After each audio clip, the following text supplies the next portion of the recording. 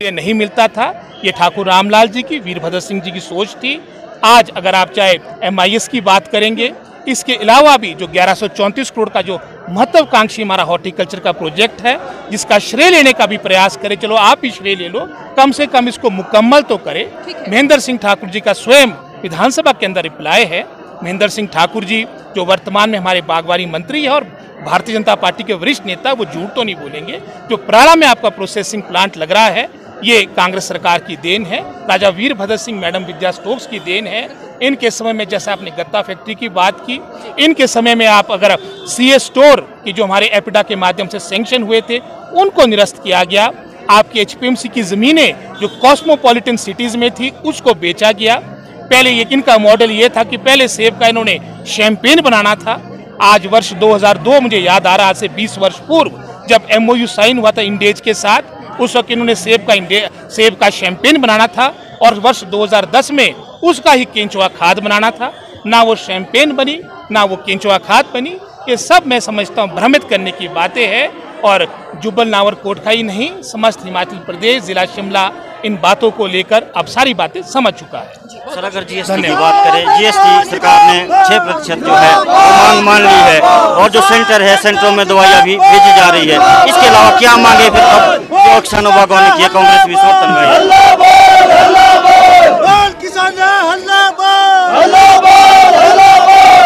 ये जो GST का मुद्दा है, ये ज्वलंत मुद्दा है।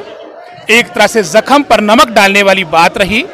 आप जानते हैं कि पिछले वर्ष भी लगभग कोई 15 से 20 रुपए के आसपास का इजाफा कार्टन में रहा। यही क्रम आपका 2022 में प्रारंभ हुआ। आपकी जो मैं समझता हूं ट्रे की बात की, जो 570 का बंडल था वो 770 पे पहुंचा। हम ये नहीं कहते कि कांग्रेस सरकार के कार्यकाल के दौरान बढ़ोतरी नहीं होती थी, पर कभी 1 रुपया काटने बढ़ गया, कुछ पैसे आपके ट्रे में बढ़ गए। ये तो अति हो चुकी है। आपकी कॉस्ट ऑफ प्रोडक्शन कहां से कहां पहुंच गई। जो 1 दशक पहले हमारे को रेट मिला करते थे, वो आपको वर्तमान में मुश्किल से मिल रहे हैं।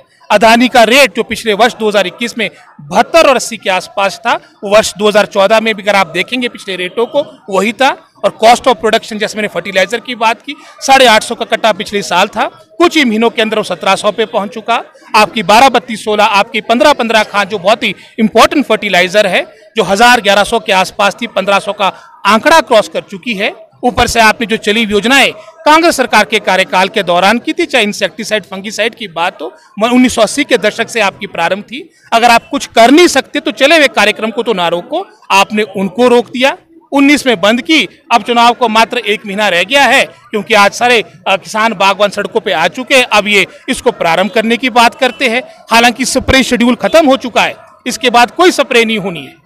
उसके बावजूद मैं समझता हूँ ये भ्रमित करने की सारी जो बातें हैं, किसान बागवान, हिमाचल की जनता जनार्दन इन बातों से परिचित हो चुकी है और निश्चित रूप से मैं समझता हूँ आने वाले समय में परिवर्तन होगा। लगातार आप बागवानों की बातें उठाते रहते हैं, तो आने वाले समय में कांग्रेस की क्या रणनीति रहेगी बागवानी? मैंने पहले भी कहा है, कांग्रेस पार्टी का एक बहुत बड़ा योगदान जो हॉर्टिकल्चर की यूनिवर्सिटी बनी है, जहाँ सर्वोपरि योगदान यहाँ के मेहनतकश किसानों बागवानों का है।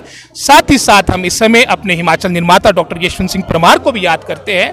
उनकी सोच के साथ, जो उनकी सोच थी कि हिमाचल प्रदेश को फ्रूट बॉल ऑफ इंडिया के रूप में विकसित करना है। जो हमारे मैदानी क्षेत्र थे, वहाँ पर ट्रॉपिकल फ्रूट्स को बढ़ावा दिया जाए। जो हमारे पहाड़ी क्षेत्र थे, वहाँ टेम्परेट फ्रूट्स को बढ़ावा दिया जाए। और यही कारण था कि 1970 के दशक में चेन्नई, आपके कलकत्ता, दिल्ली, आपकी ऐसी जगह पे आपके जमीनें ली गई। CS स्टोर्स का प्रावधान किया गया, हिमफेड का गठन किया गया।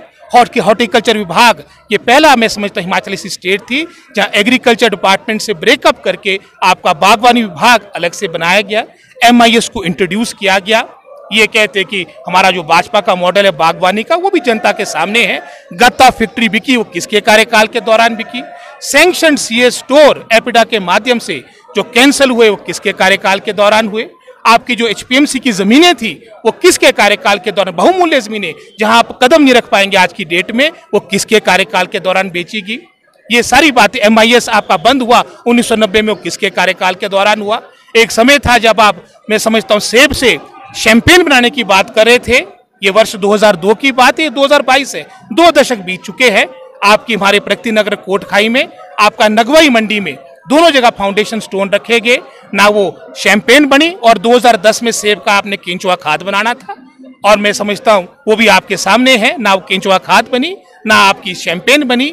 ये इनका जो झूठ का मॉडल है, ये जनता जनार्दन किसान और बागवानों के समक्ष आ चुका है और आने वाले समय में जो प्रदेश सरकार के हाथ में होगा, जैसे उदाहरण के तौर पे इंपोर्ट ड्यूटी का मुद्दा वो केंद्र का मुद्दा है, जीएसटी का मुद्दा वो केंद्र का मुद्दा है। ये चुनावी वर्ष था, आवश्यकता थी, जिस तरह से प्रधानमंत्री जी क्योंकि चुनाव थे, 3 एक दफा तो हिमाचल आ चुके हैं, इन सब बातों को लेकर मजबूती के साथ हमारी वर्तमान सरकार, हमारे मुख्यमंत्री जेपी नड्डा जी, सभी जो प्रदेश संबंधित इन मुद्दों को रखते हैं, लेकिन अफसोस है इन बातों को अनदेखा किया और यही कारण है कि किसान बागवान अपनी राजनीति पीछे छोड़कर, अपने दलों को पीछे छोड़कर आज यहाँ पर एकत्रित हुए।